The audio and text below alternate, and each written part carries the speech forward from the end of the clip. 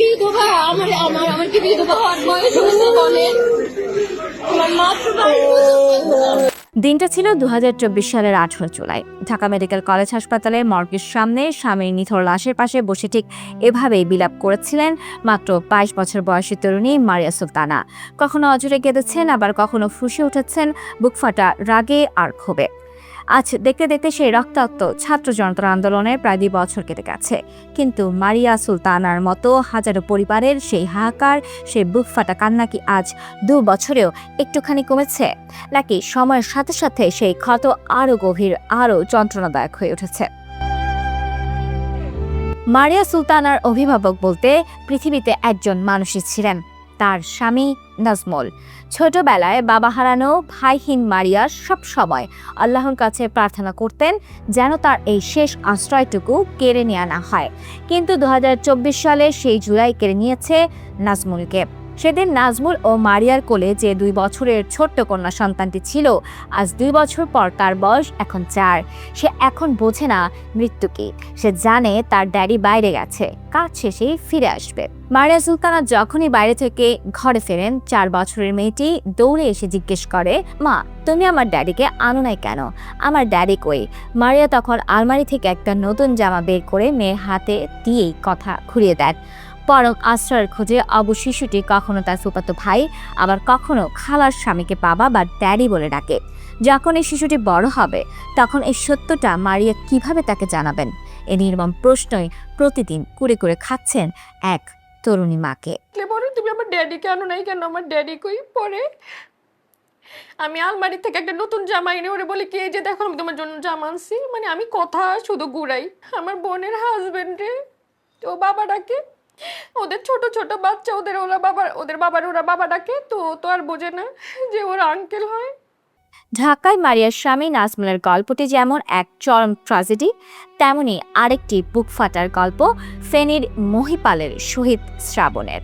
3রা আগস্টের একটি ভিডিওতে দেখা যায়, মিছিলে যাওয়ার সময় কোনো লাল পতাকা না পেয়ে মায়ের প্রতি গভীর ভালোবাসায় মায়ের বিশাল বড় লাল ওড়নাটাই মাথায় পেঁচিয়ে মিছিলে এসেছিলেন শ্রাবণ। বন্ধুরা ঠাট্টা করে বলেছিল, ওটা বুঝি তোর গার্লফ্রেন্ডের ওড়না। শ্রাবণ হেসে জবাব দিয়েছিলেন, কেন, এটা আমার মার ওড়না হতে পারে না?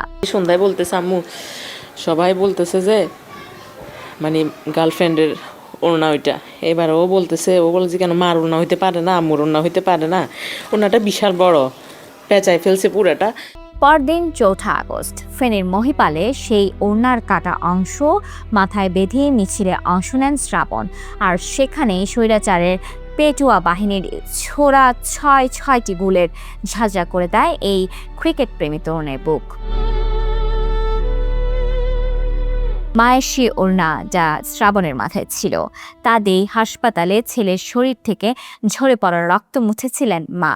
আজ 2 বছর পরও শ্রাবণের ট্রফি আর পুরস্কারগুলো সাজানো ঘরে একা বসে মা ঠুকরে কাঁদেন।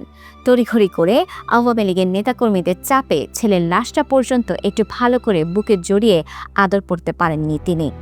একলা ঘরে আজও মায়ের ইচ্ছে করে জোরে জোরে শ্রাবণ নামে ডাকতে। একমাত্র ছেলেকে হারিয়ে বাবার চোখে এখন শুধুই অনন্ত অন্ধকার। নাজমুল আর শ্রাবণ তো চলে গেছেন ওপারে, কিন্তু যারা বেঁচে আছেন, ছড়রা গুলিতে চোখ ঝাঁঝরা হওয়ার সেই সব জীবন্ত লাশের খবর কেমনে রাখি? চলুন এবার যাই মবিনের কাছে। 18 জুলাই উত্তরার মিছিলে গিয়েছিলেন মবিন। আগের রাতে মোবাইলের রংপুরের আবু সাইদের বুক পেতে দেওয়ার দৃশ্য দেখে আর ঘরে স্থির থাকতে পারেননি তিনি। মিছিলে গিয়ে মাথা ও চোখে লাগে ছড়রাগুলি। আজ 2 বছর পর মবিনের চোখের সামনে শুধু আবছা ছায়া আর অন্ধকার। ব্যাকগ্রাউন্ডের সাদা থাকলে সামনের মানুষের অবয়ব একটু দেখা যায়, আর ব্যাকগ্রাউন্ড কালো হলে পৃথিবীটা পুরোপুরি হারিয়ে যায়। তাহলে সামনে যদি আপনি থাকেন, তাহলে আপনাকে ছায়াটা দেখতে পাই। আর যদি পিছনে কালো থাকে আর সেটা সামনে যদি আপনি থাকেন, তাহলে আপনাকে দেখতে পাবেন। মবিনের বাবা নেই, এক ভাই প্রতিবন্ধী, কম্পিউটার দোকানে কাজ করে মবিন। যখন সংসারের হাল ধরতে যাচ্ছিলেন, তখনই তার 2টি চোখ কেড়ে নেওয়া হলো। আজ মবিনের মা আল্লাহর কাছে কাঁদতে কাঁদতে বলেন, আল্লাহ, তুমি আমার ঘর বাড়ি সব কিছু নিয়ে যাও, আমি রাস্তার পাশে ছনের ঘর তুলে থাকবো, তাও আমার বাচ্চার চোখের আলো ফিরিয়ে দাও। ও তো দুনিয়া দেখতে চইলা গেছে। জুলাইয়ের গণ অভ্যুত্থানের চোখ হারানো, মুবিন কিংবা স্বামী সন্তান হারানো মারিয়া ও শ্রাবণের মায়ের মতো এমন গল্প আমাদের চারপাশের হাজার হাজার। কোনো কোনো গল্প হয়তো সংবাদ মাধ্যমের ক্যামেরায় সামনে এসেছে, কিন্তু সিংহভাগ গল্পই আজ 2 বছর পর অব্যক্ত, একান্তই ব্যক্তিগত, দীর্ঘশ্বাস হয়ে জমে আছে ওই পরিবারগুলোর চার দেয়ালে। যাদের আত্মত্যাগ আর রক্তের উপর দাঁড়িয়ে দেশ নতুন ভোরের স্বপ্ন দেখল, সেই সব শহীদ ও পঙ্গুত্ব বরণকারী পরিবারগুলোর পুনর্বাসন ও সঠিক দেখভাল করা কি আমাদের রাষ্ট্রীয় এবং জাতীয় দায়িত্ব নয়? ইতিহাস যেন এই বীরদের এবং তাদের পরিবারের এই অশ্রুকে ভুলে না যায়। আজ 2 বছর পূর্তিতে এটাই হোক আমাদের সবচেয়ে বড় অঙ্গীকার।